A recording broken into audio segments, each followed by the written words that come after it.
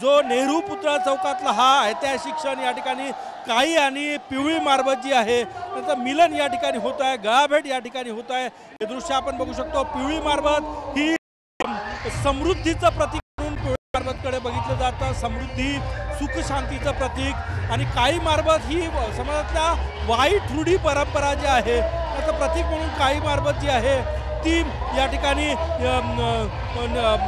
मिरवणूक निघत असते। आणि या दोन्ही मारबतची गळाभेट जी आहे ती या ठिकाणी नागपुरातील या नेहरू पुतळा चौकामध्ये ही गर्दी तुम्हाला दाखवतोय।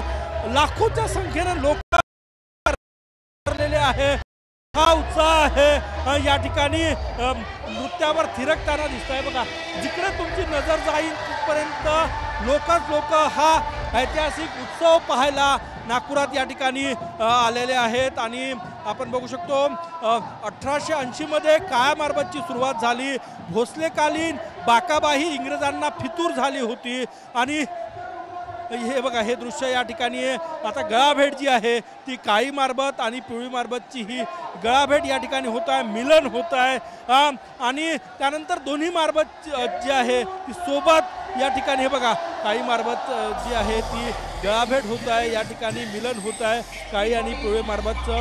काळी मारबत समाजातील वाईट रूढी परंपरेचं प्रतीक जे आहे त्याला म्हटलं जातं आणि या ठिकाणी पिवळी मारबत ही समृद्धीचं प्रतीक आहे। हा ऐतिहासिक क्षण पाहण्यासाठी कारण की दोन्ही मारबतचं मिलन जे आहे गळाभेट जी आहे ती या ठिकाणी झालेली आहे। आणि ही हजारोच्या संख्येनं गर्दी आपण बघू शकतो। या ठिकाणी जिकडे नजर जाईल तिथपर्यंत आपल्याला नागपूरकर जनता रस्त्यावर आलेली आहे। देशभरात फक्त नागपुरात हा उत्सव जो आहे तो या ठिकाणी साजरा होतोय। आणि 144 वर्षाची परंपरा आहे।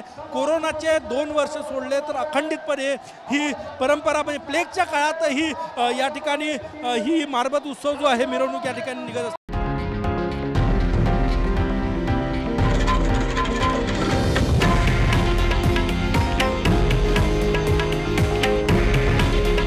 हे आहे देशातील नंबर 1 न्यूज नेटवर्क आणि आपण पाहत आहात TV9 मराठी। काळजी तुमची, हित महाराष्ट्राचं।